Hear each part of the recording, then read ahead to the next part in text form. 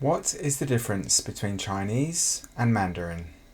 Let's start with the simplest definition I could find. The Cambridge Learner's Dictionary defines Chinese as the language spoken in China. But there's obviously a problem with this definition. What if I get on a plane and go to China, then I phone my mum? I would be speaking English, so suddenly, according to that simple definition, English would be a Chinese language. Collins' dictionary has a slightly expanded definition, and that one gives us a hint of the correct answer. Still, it's not a good definition for the reasons given above, me in Beijing speaking on the phone in English. But if you're short on time, that's a good start. Chinese refers to any language spoken in China, and Mandarin is a specific language and happens to be the official language of the People's Republic of China. Mandarin is Chinese. Now let's look at a more detailed and accurate definition. The Collins definition here is the first of our definitions that mentions the Sino-Tibetan language family. So let's talk a little bit about that. In a galaxy far, far away, lived a group of people who spoke the language which was the ancestor of all Sino-Tibetan languages. As that group spread out, the various descendants lost touch with each other, and each subgroup started speaking more and more differently until eventually we reached today's situation. The languages have some words which are similar, but also many differences.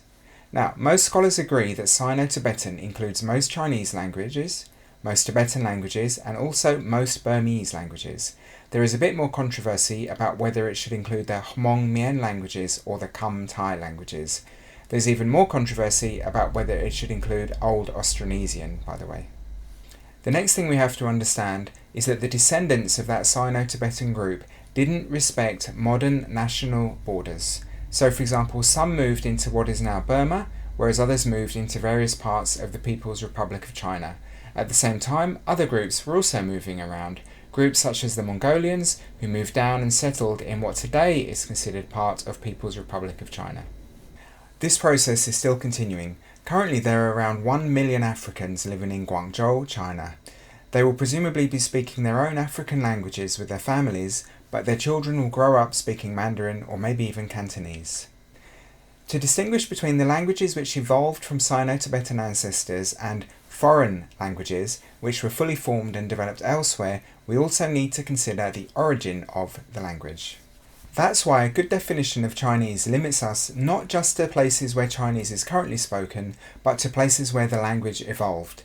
So, technically from a linguistic perspective, Mongolian is not Chinese, but it is a language spoken in China. However, the Chinese government recognized Mongolian as an official language of Inner Mongolia, so in that sense it is indeed a dialect of Chinese. So now we've got three distinctions to consider. 1. The origin of the language. 2. Where the language is spoken now. And 3. Whether or not the language has been officially recognized. Now that we've got an idea of some of the definitions of Chinese, let's look at the term Mandarin, which itself is a Sino-Tibetan language. Mandarin is a translation of the Chinese term Guanhua. It evolved from other languages, also confusingly called Mandarin, which in itself was a mixture of older dialects. Even more confusingly, those older dialects were also called Mandarin.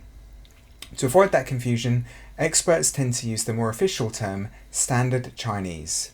Strictly speaking though, Standard Chinese is a dialect of Mandarin. However, loosely, English speakers use the word Mandarin to refer to the language more appropriately called Standard Chinese. You didn't ask, but I'm going to tell you. Mandarin is made up of languages including the Beijing dialect, along with a bunch of Northern Chinese dialects. These languages are collectively called Northern Chinese in English. The English word Mandarin means a person who has a very important job in the government and who is sometimes considered to be too powerful, and that's a pretty good translation of the Chinese term Guanhua, which literally means official language. There are also two other Chinese terms often translated into English as Mandarin or as Chinese. Huayu is an alternative word for Standard Chinese. It's mainly used outside the People's Republic of China to refer to the Chinese-speaking world. For example, Singaporean Mandarin is called 新加坡华语.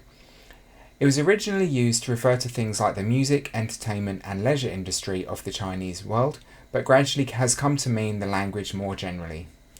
Last but not least, there's the term 国语, which means country language, which is sometimes translated into English as Taiwanese Mandarin, or confusingly just as Standard Mandarin, different to the Standard Mandarin we mentioned earlier, to distinguish between the Mandarin spoken in Taiwan and the other dialects they also speak in Taiwan. So, let's summarise. Chinese refers to any language which is 1. Spoken in China, 2. Part of the Sino-Tibetan language family, and or 3. Recognised by the Chinese government. The difference between a dialect and a language is that a language has an army and a navy. Although there are several languages with the English name Mandarin, Mandarin is most often used to refer to Standard Chinese, which was made the official language of the People's Republic of China. Mandarin